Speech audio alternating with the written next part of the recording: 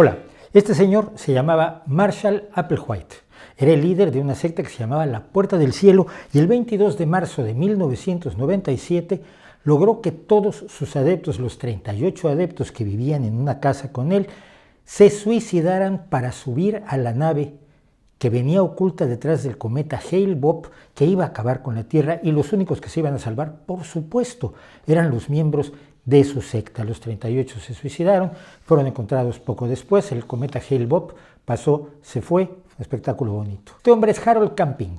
Harold Camping es un hombre, un pastor que tenía muchas estaciones de radio y que predijo el fin del mundo. El 6 de septiembre de 1994, el 29 de septiembre de 1994, el 2 de octubre de 1994, el 31 de marzo de 1995, el 21 de mayo de 2011, el 21 de octubre de 2011 y finalmente murió el 15 de diciembre de 2013 sin que se hubiera acabado el mundo. Cuando gente así predice el fin del mundo, algunos les creen y algunos entran en pánico. Todavía alguien se acordará cuando en 2012 cierta falsa profecía maya iba a hacer que se acabara el mundo y fue totalmente ridículo a nivel mundial, o en el año 2000, cuando el efecto 2000 iba a hacer que todos los ordenadores, computadoras y demás aparatos informáticos del universo se volvieran locos y los aviones se cayeran del cielo y los trenes se detuvieran y nuestros relojes dejaran de funcionar. Y no pasó nada. Cuando no se cumplen estas constantes profecías del fin del mundo que vivimos y que de las que somos conscientes, generalmente nos reímos de los que las hicieron. Nos causan gracia, desprecio, por supuesto, y un poco de furia. ¿Con qué derecho andas diciendo que se va a acabar el mundo si no lo sabías con certeza? Hombre, un anuncio así debe hacerse solamente cuando uno tiene datos. Pero este tipo de denigración no pasó con este señor. Este señor, entre 1968 y 1971, predijo que en poco tiempo cientos de millones de seres humanos morirían de hambre en condiciones aterradoras. Dijo que para el año 2000 Inglaterra dejaría de existir, que en 1985 habría un apocalipsis por hambre.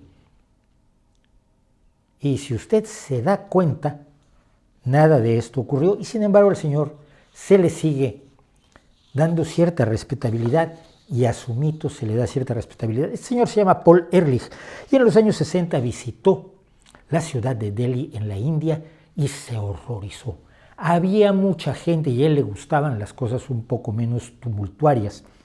Y entonces se puso a pensar, cosa que siempre es bueno hacer si uno lo hace basándose en datos y hechos y no más o menos en que lo que se le va ocurriendo mientras pasea por la calle y se come un perrito caliente. El señor Ehrlich se asustó, se horrorizó, empezó a pensar y pensó como ocurrencia que lo que pasaba es que éramos demasiados en el planeta, que el planeta pronto estaría como Delhi, lleno de personas, todos hombro con hombro, apenas podríamos respirar, y esto iba a ser el apocalipsis poblacional. El exceso de población, la sobrepoblación, la explosión demográfica, la explosión de la natalidad, nombres recibió muchos, pero todo significaba exactamente lo mismo. Éramos demasiados seres humanos y había que reducir el número, había que dejar de crecer o íbamos a morir todos. Y ese mensaje de vamos a morir todos sigue teniendo la capacidad de atraer la atención de muchas personas, sobre todo de personas que no están dispuestas a preguntar, a ver, explícame bien de dónde sacas la idea de que vamos a morir todos. En 1968, Paul Ehrlich escribió su libro magno, que en realidad es un librito bastante delgado, que se llama The Population Bomb, la bomba demográfica, la bomba P, lo tradujeron al español con distintos nombres, pero todo decía exactamente lo mismo. Y en 1970, cuando ya era famoso, en el primer Día de la Tierra organizado por los primeros protoecologistas políticos, hijos del hipismo estadounidense, dijo lo siguiente: en 10 años toda la vida animal importante del mar estará extinguida. Grandes áreas costeras tendrán que evacuarse debido a la peste de los pescados muertos. Cuando Paul Ehrlich decía esto, éramos 3.000 millones de seres humanos en este planeta, y Ehrlich y otros creían que no se podía permitir que naciera más gente o que tenían que morir más personas. La idea para equilibrar el asunto era matamos más gente y nace menos gente, y entonces los que sobrevivamos, porque por alguna causa siempre los que cuentan esto son los que van a sobrevivir. los que sobrevivamos no tendremos tantos problemas. Ehrlich llegó a apoyar la idea de otros dos profetas del desastre, William y Paul Paddock, quienes afirmaron que había que hacer un triage con la India. Es decir, el triage es cuando en una situación de desastre colectivo decides atender primero a los que pueden sobrevivir y a los que es muy probable que no sobrevivan, no los atiendes primero porque lo que estás haciendo es condenar a los dos. Es una labor dificilísima en el manejo médico de los grandes desastres, por ejemplo, choques de trenes, derrumbes, terremotos, etc. Y lo que decían los Paddock era que había que hacer un triage al mundo. El dinero, el apoyo, la comida que se estaba mandando a la India y a Egipto eran un desperdicio, eran tirar el dinero y eran tirar la comida. Lo que había que hacer era dejar que murieran de hambre. Y Paul Ehrlich en 1971 expresó que sí, había que asumir una solución más o menos como la que proponían los Paddock para acabar con la gran amenaza de la terrible sobrepoblación que se nos veía. Era mejor que los indostanos murieran por millones y incluso llegó a proponer Paul Ehrlich, se podrían poner sustancias en el suministro de agua potable de las ciudades para reducir la fertilidad de los ciudadanos y evitar que nazcan hijos. Ehrlich se hizo brutalmente famoso a fines de los años 60 y principios de los años 70. Solo en el programa de Johnny Carson, el The Tonight Show, que era visto por millones de personas, apareció más de 20 veces. Curiosamente, en el programa de Johnny Carson fue donde se desenmascaró a Uri Geller con la ayuda de James Randi. Pero al parecer los productores y el propio Johnny Carson pensaban que el escepticismo estaba muy bien aplicárselo a un tipo que decía que podía doblar cucharas con la mente, pero no a un tipo que decía que se iba a acabar el mundo. Y no se le aplicó ningún escepticismo, no se puso nunca en duda lo que afirmaba Paul Ehrlich. Lo malo es que este biólogo, porque sus credenciales fundamentales es que era biólogo y por lo tanto era científico y por lo tanto sabía de lo que hablaba, Paul Ehrlich era especialista en mariposas, por cierto, especialidad en la que sigue trabajando. Él no se pasó a los estudios de población, no se pasó a estudiar demografía, no se pasó a estudiar alimentación, agricultura, agronomía, nada. Él ha seguido estudiando mariposas y era lo que hacía cuando se hizo enormemente rico anunciando que se acababa el mundo. Pero Paul Ehrlich decía lo que querían que se dijera los neoprimitivistas que ya surgían en aquel momento. En la civilización, el progreso, los avances, lo que está permitiendo una vida mejor para los seres humanos también nos está matando. La gente ya no se muere como antes, ya no hay plagas, ya no hay desastres horribles y entonces estamos siendo demasiados y sobre todo, fíjese usted qué curioso, son demasiados los pobres y a aquellos cuya población hay que controlar es a los pobres, no a los de la Cámara de los Lores en Inglaterra o a los del Partido Republicano en Estados Unidos, sino a los pobres, a los trabajadores. Las consecuencias precisamente de esta forma de pensar, del miedo que se levantó y que recogieron con alegría muchísimos, tanto a izquierda como a derecha, las consecuencias fueron aterradoras. En la India hubo literalmente millones de esterilizaciones forzadas o coaccionadas para que las mujeres dejaran de tener hijos, porque la India parecía ser la bomba poblacional más aterradora que había en el momento. China decidió implantar la política del hijo único, que no sirvió en realidad para nada, pero era enormemente restrictiva. Cuando tú tenías un segundo embarazo y la gente se daba cuenta y te denunciaba que tenías un segundo embarazo, las mujeres eran obligadas a abortar. Esa política pretendía controlar la bomba poblacional china. Es una política que ahora, por estos tiempos, por estos últimos meses, se ha echado para atrás al darse cuenta en China de que eso no era realmente el problema. Pero el mito de la sobrepoblación sigue existiendo. El mito del exceso demográfico, que lo utilizan con enorme alegría además las ultraderechas. Donald Trump ha dicho que Estados Unidos está lleno, que ya no pueden recibir a más gente y por eso se niega a recibir más inmigrantes. Estados Unidos, comparado con Europa, en cuanto a población por kilómetro cuadrado, está vacío, como lo está sobre todo Canadá, que está prácticamente deshabitado. Para quienes conocimos América, y no hablo de Estados Unidos, hablo de México como un país norte centroamericano, llegar a Europa por primera vez era un shock, porque decías tú, hay demasiada gente. En los pueblos las casas no son de 1 o 2 pisos, hacen edificios en los pueblos porque no hay suficiente tierra para mucha gente. Es curioso que, sin embargo, gente como Donald Trump diga que Estados Unidos está lleno. Y las ultraderechas, por cierto, en Europa dicen que los inmigrantes que vienen, como van a seguir teniendo hijos y cada generación va a tener 7 u 8 hijos, van a superar entonces poblacionalmente a los actuales europeos, que ellos creen que son muy importantes, y se alterará la realidad demográfica de Europa, cosa que tampoco va a pasar y vamos a ver por qué. El hecho real es que no pasó nada, nada de lo que advertía Paul Ehrlich ocurrió. La pregunta es por qué, y las respuestas son varias cosas.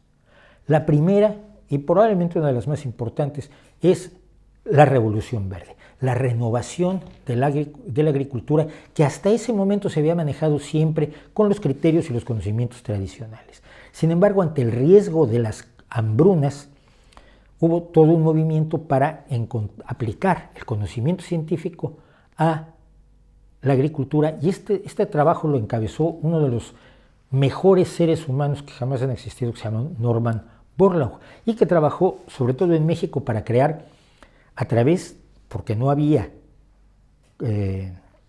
manipulación genética directa, a través de la hibridación, crear nuevos semillas para tener cereales que fueran mucho más productivos y mucho más resistentes a las inclemencias del tiempo, porque la India, por ejemplo, depende para su agricultura todavía del monzón, de las lluvias monzónicas, y si son muy fuertes o muy escasas, la agricultura sufre.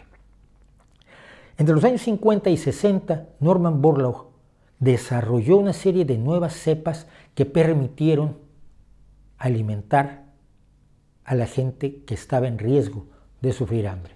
La India y Pakistán, por ejemplo, duplicaron su producción de trigo entre 1965 y 1970, precisamente mientras Paul Ehrlich estaba anunciando el desastre poblacional y el hambre para todos. Y lo que empezó a haber fue alimentos para todos.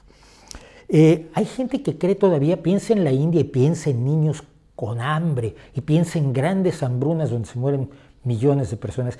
La última hambruna en la India fue en 1943, pero desde entonces, las hambrunas no son producto de los problemas de agricultura, son problemas de malos gobiernos y sobre todo son problemas de lugares en guerra donde no puede llegar la ayuda internacional, que está perfectamente manejada, que está perfectamente estudiada con protocolos clarísimos para atender los casos de hambrunas. Yemen y Sudán del Sur son los dos casos recientes de hambrunas que tenemos por motivos bélicos y políticos, no porque no haya comida para todos. Hoy somos 7.700 millones de personas. Cuando Ehrlich levantó la voz de alarma, éramos 3.000 millones, es decir, hemos más que duplicado aquel número. Sin embargo, hay menos hambre en el mundo, y de hecho hay menos pobreza extrema en el mundo que entonces, tanto en proporción, tanto en porcentajes, como en números absolutos. El ejemplo es este. En 1992 éramos 5.460 millones de seres humanos y el 18,6% sufría problemas de desnutrición, es decir, 1.015 millones de seres humanos. En 2014, con una población de 7.271 millones, el 10,9% sufría problemas de desnutrición, es decir, 792 millones, más de 200 millones menos que en 1992. En 1968, Paul Ehrlich decía que la India no soportaría otros 200 millones de personas, no los podría alimentar. En aquel entonces la India tenía 530 millones, es decir, Ehrlich calculaba que al llegar a 730 aquello estallaría. Actualmente la India son 1.400 millones de habitantes. ¿Cuál era la lógica? La lógica simplona, la lógica desinformada, la lógica escasa de datos que utilizaba Paul Ehrlich y todos los que anunciaban el desastre mundial de la sobrepoblación. Básicamente se resume en lo siguiente: un planeta finito tiene recursos finitos y por lo tanto no puede sostener un crecimiento poblacional infinito. Suena lógico, ¿no? Suena tremendamente lógico.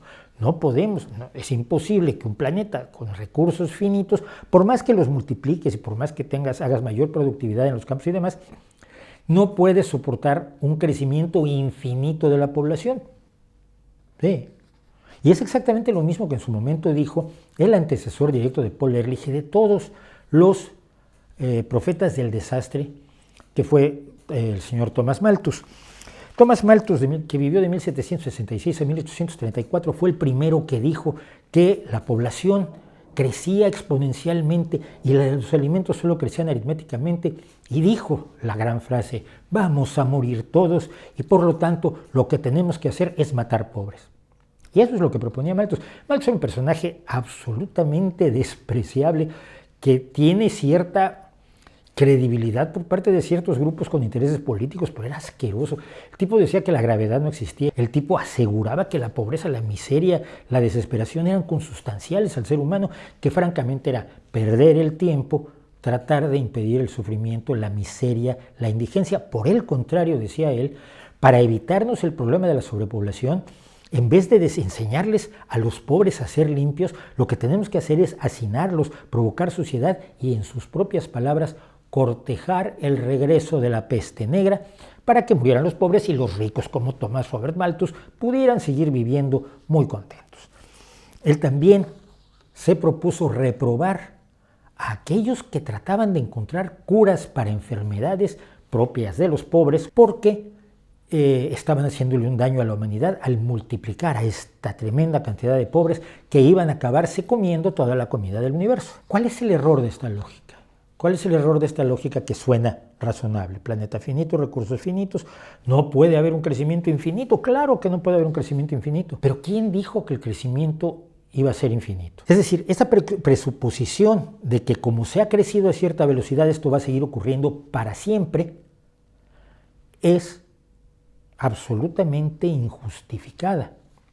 Segundo, que los recursos finitos, hay muchos que son reciclables, hay otros cuya utilidad cambia. Yo suelo comentar, se quemaban grandes cantidades de bosques en las cocinas y en las fábricas para hacer vapor en los inicios de la Revolución Industrial. Los bosques estaban en riesgo, había una sobreexplotación forestal en Europa absolutamente terrible. Y uno podía haber dicho, es que si seguimos así, nos vamos a quedar sin bosques. Pero no nos quedamos sin bosques. Se encontró otra cosa que quemar, que era carbón y luego petróleo. Es decir, el uso de lo que se hace de unos recursos hoy en día no es un predictor fiable de cómo se van a usar esos recursos el día de mañana. Porque creamos nuevos recursos, porque creamos nuevos satisfactores, porque muchas veces la solución no implica paliar el problema, sino cambiarlo. Yo recuerdo mucho aquel caso de la persona que quería disolver la tinta del periódico para reutilizar el periódico, pero la tinta del periódico era tremendamente difícil de disolver y pasó mucho tiempo en su laboratorio tratando de encontrar una sustancia que disolviera la tinta que se usaba para el periódico, hasta que se le ocurrió una solución mucho mejor. Diseñó una tinta para periódico igualmente buena, igualmente barata, igualmente conveniente, que representaba las mismas ventajas y ninguna desventaja adicional para los impresores, pero que además sí podía disolverse. Entonces cambió el problema y entonces le pudo aplicar su solución. Y eso lo hemos hecho en muchísimos casos. Pero la población no tiene por qué crecer infinitamente. De hecho, lo que ha pasado es que la tasa de crecimiento de la población está disminuyendo. Y está disminuyendo no por las políticas chinas, no por la esterilización de mujeres indostanas, sino porque cuando combatimos la pobreza, la gente tiene menos hijos. La abundancia, la esperanza, la posibilidad de un futuro mejor, el que ya no haya mortandad infantil, porque antes la gente tenía muchos hijos porque se iban a morir varios, y para que algunos le vivieran, como se decía, todavía en mi época a mí me decían de mi abuela, tuvo 12 hijos y tuvo mucha suerte porque le vivieron 11, mientras que a su hermana de 7 solo le vivieron 2, porque los niños muertos eran lo normal. Porque los niños se necesitaban para el campo, porque necesitabas mano de obra gratis o lo más barata posible en el campo, porque los pobres labriegos con sus pequeñas parcelas no se podían permitir el contratar jornaleros. Sus hijos eran la mano de obra que iban a necesitar en los campos. Y porque a los hijos además ahora se les puede educar. Ahora existen conceptos como la educación pública o la sanidad universal que te permiten que los niños no mueran, pero que los niños además puedan educarse y tener un futuro. Y que los hijos de los obreros no estén condenados a ser obreros, sino que puedan ser ingenieros o abogados o programadores de videojuegos o productores de vídeos de YouTube como yo, que soy hijo de una dependiente de tienda y de un agente viajero. Y mi destino, francamente, era estar detrás de un mostrador el resto de mi vida, pero no fue necesario porque tuve la oportunidad de educarme. Y hoy los hombres y mujeres cuyos hijos pueden ir a la escuela no están teniendo 7 y 11 hijos, sino están teniendo 3, 2 o 1. Las expectativas son que la población se estabilice entre 9 y 11 mil millones de seres humanos. Si eso se consigue, podemos planificar recursos para entre 9 y 11 mil millones de seres humanos. Es decir, no hay un crecimiento infinito de la población como temían Paul Ehrlich, como temían Thomas Malthus y como temen todos los que siguen alimentando el mito de la sobrepoblación. Hay un problema con lo que estoy diciendo. Sobre los otros motivos, cómo se ha ido desarrollando el hecho de que tenemos una disminución en la pobreza extrema, tenemos una disminución en el hambre y una disminución en la tasa de la natalidad, lo puede usted aprender ampliamente en libros como Factfulness de Hans Rosling o en los libros de Steven Pinker o en el sitio web Our World in Data, Nuestro Mundo en Datos, que les recomiendo vivamente. Pero tenemos un problema. Cuando alguien dice que las cosas no están tan mal como dicen los agoreros del desastre, los profetas de la ruina, los que avisan que vamos a morir todos, son unos optimistas, son unos irresponsables, son gente que está diciendo, claro, ya está todo resuelto, claro.